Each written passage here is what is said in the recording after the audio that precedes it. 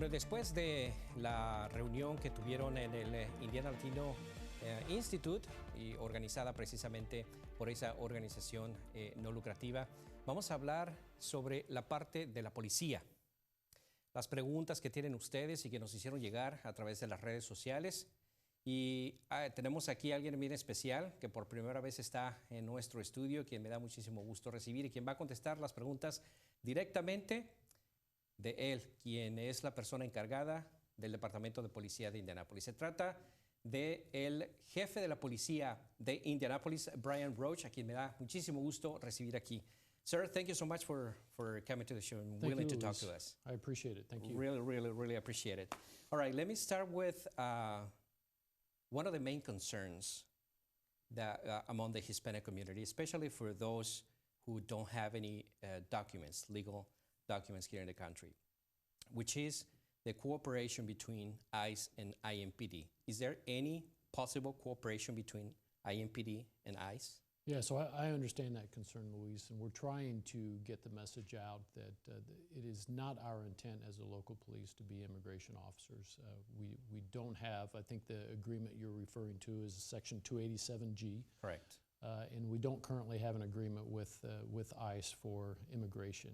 What we do have are some officers that are assigned to the Department of Homeland Security who do interdiction stops for drugs and money that's coming into the country. So they have that task force officer designation so that they can be at the airports, they can be at customs, and they take dogs around and sniff for drugs and packages. That's coming through the mail, FedEx and other things.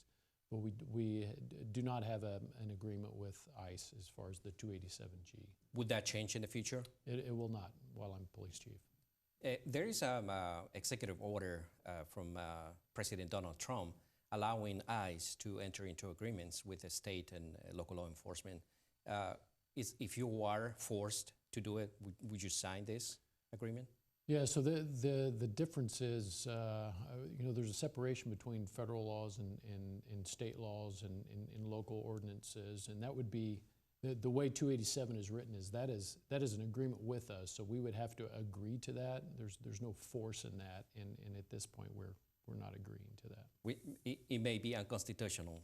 Yes. Some organizations said that. Right. All right, so now we know that there are two scenarios where the people driving without a license can be placed in deportation proceedings. One is if the driver is being pulled over and the officer knows that doesn't have a driver's license, then that officer decides whether to arrest that person, take it into custody, or send it to court for a later time. How a police officer decides whether the driver is being is arrested or take it to the court at a later time? Right, so there are several driving while suspended infractions. Most of those just involve a UTT or a ticket. There is one where it's driving while suspended with a prior, which means you have a prior conviction for that, which means that next one is an arrestable offense. So there's clear delineation between when they can arrest on a driving while suspended and when they can't. Typically what they do is they write that ticket unless there is that prior, which means that they have been arrested before for that charge. Typically it's just a UTT. The importance there is they will ask for identification. The best identification, but believe it or not, Luis, people lie to the police, and what we're just trying to find out is if you are who you say you are. Right. Typically we like a picture ID so that we can see that. But if that's not available, we have systems. The officers are always running people, so a date of birth and a name, and what we do is we check records and see if you are who you say you are. Now, in regards to that, the identification, of course, is a major concern for the police officer who is interacting, who knows. Right. He doesn't know who that person is. What kind of identifications can you take if the person is not holding a driver's license? Right, a state ID, something with the picture on that has your date of birth. But a state ID will not be issued right. to an undocumented either. So anything that has your picture on it is preferred.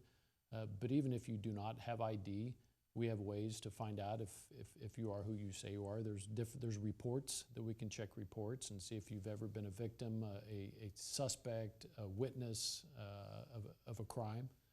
So we can check that. So the concern is if there are any warrants. I mean, we're mandated by the courts. That's why they create warrants for officers to find those people and bring them back into court. Of course. And so that's what we're looking for.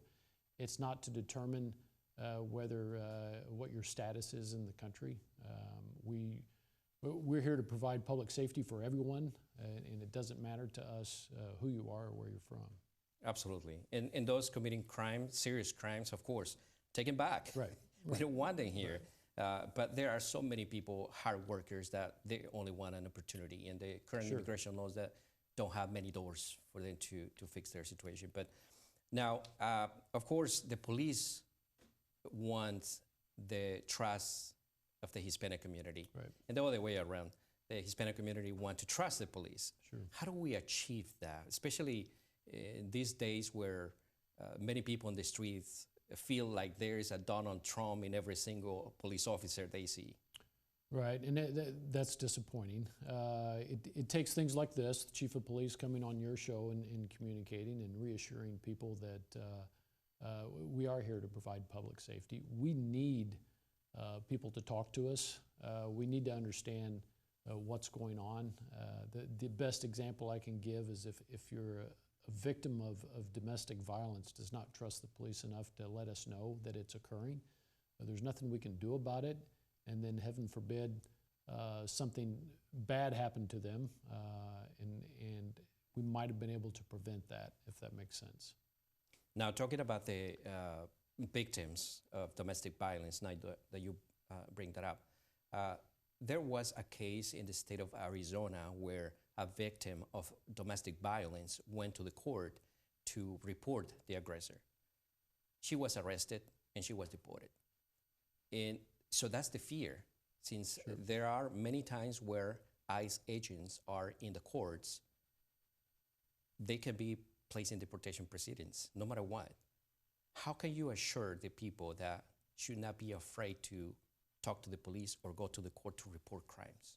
Yeah, so I'm not familiar with that case, but only thing I can assure them with is how the Indianapolis Metropolitan Police Department will treat them, and that we're looking out for their public safety and not their status.